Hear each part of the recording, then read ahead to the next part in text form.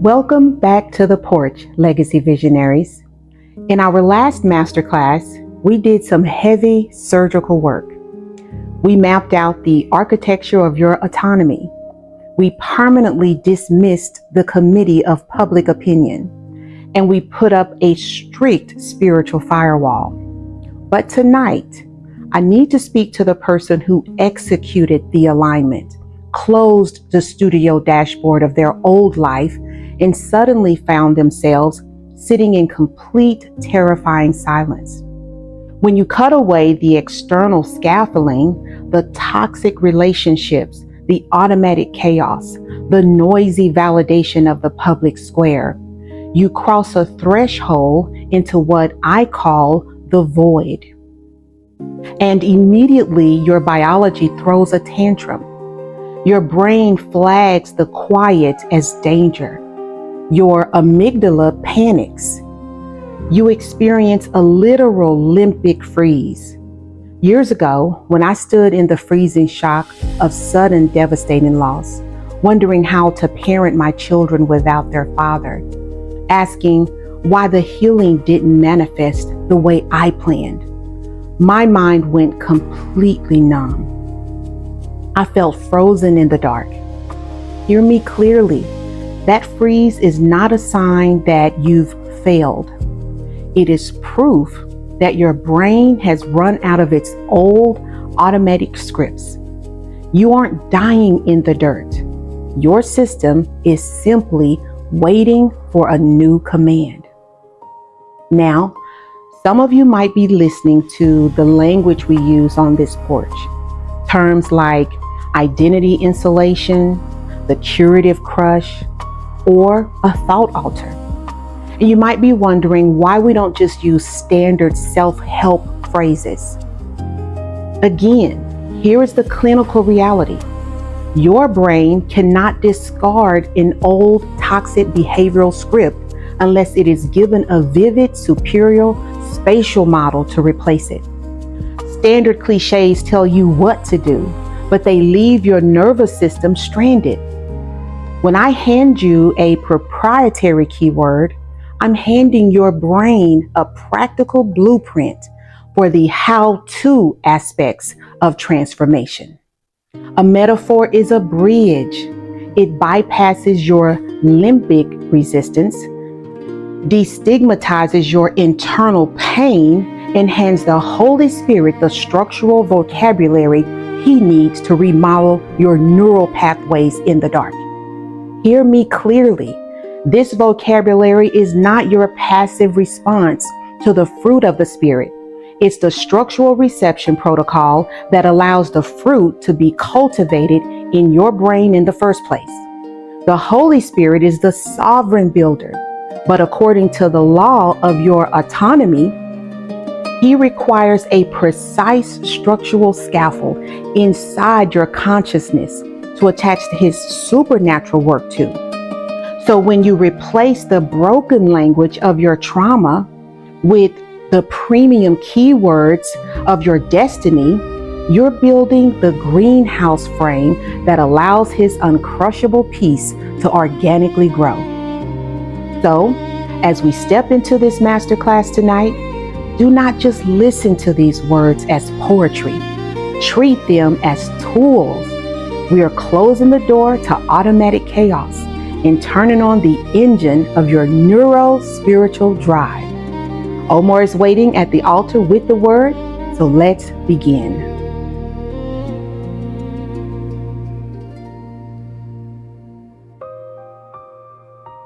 But the Helper, the Holy Spirit, whom the Father will send in my name, He will teach you all things and bring to your remembrance all things that I said to you.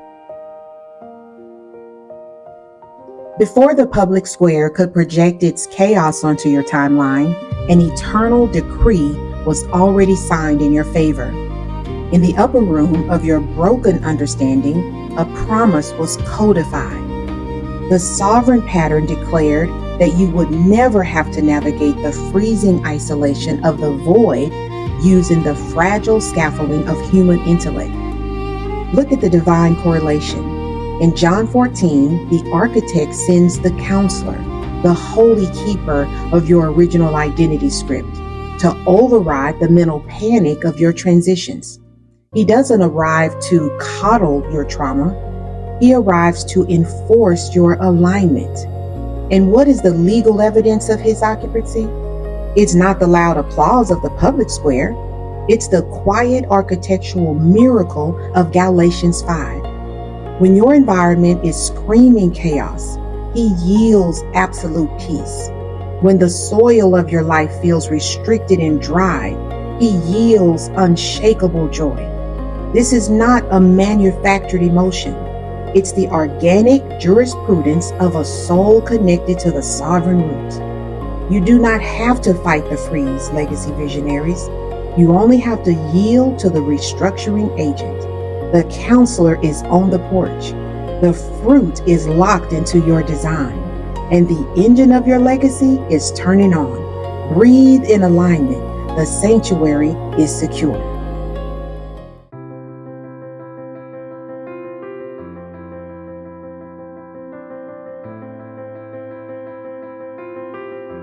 Worldly motivation tells you to break an internal freeze by hunting for public square hype. But when you're standing in the quiet wreckage of a life shift, human applause cannot rebuild your neural pathways.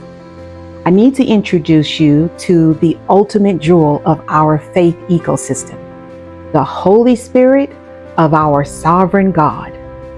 When nothing or no one else seems to understand the depth of your processing, and when human counsel reaches its legal limit and cannot help you pull yourself out of the dirt, the Holy Spirit is ever present. He is not a temporary emotional wave.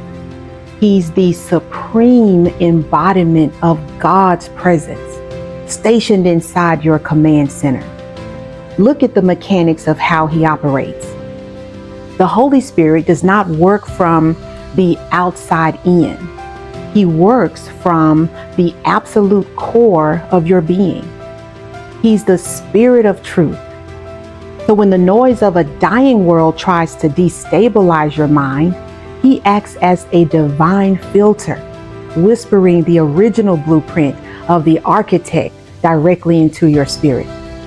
He's the quiet, unshakable reality that ensures, even when you feel completely isolated on the porch, you are never, ever alone. Let's look at the spiritual jurisprudence of this internal engine. In John 14:26, Christ declares that the Holy Spirit is the Parakletos, the counselor, the advocate, the one called alongside to help. The text reveals he'll teach you all things, and he'll bring to your remembrance all that I have said to you. Think about the neuro-spiritual weight of that promise. The Holy Spirit is the keeper of your original identity script. When trauma or grief tries to make your mind go blank, he overrides the limbic freeze by reminding your nervous system who you legally are. And how do we measure his active construction inside our souls? Through the fruit of the Spirit outlined in Galatians 5. Love, joy, peace, long-suffering, kindness, goodness, faithfulness, gentleness, and self-control. Notice that these are all called fruit, not manufacturing targets. You don't grit your teeth to create peace or self-control. Fruit is the natural, organic consequence of a branch that is perfectly aligned with its root system. When you lean into the embodiment of the Holy Spirit, your mind stops producing the toxic thorns of automatic chaos and naturally begins yielding the uncrushable architecture of absolute internal wealth. Autonomy is not the absence of pressure. It is the presence of alignment. When the architect draws the blueprint of your estate, he writes the structural integrity of your soul into the foundation.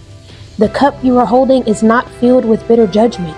It is filled with the raw oil of your assignment. Do not let the public square convince you that the dark is your conclusion. Drink the cup. Establish your firewall. The engine of your legacy is turning on, and the porch is secure. Shalom. Legacy Visionaries. I didn't design this spiritual growth masterclass to give you information to store in your notes. I designed it to hand you applications to actively practice every single morning. If you don't consciously run the protocols of identity insulation, structural amputation, and autocratic alignment, your nervous system will default right back to the old automated scripts of validation and fear. Please stop waiting for the world to feel safe before you step out. Reclaim your command center. Drink your cup. Occupy your assigned territory in absolute spiritual alignment until the new earth manifests. The committee is permanently dismissed. Your firewall is fully engaged, and the porch is completely secure. May you see yourself through the eyes of the one who created you today. These are truly the jewels of life. Goodbye, everybody.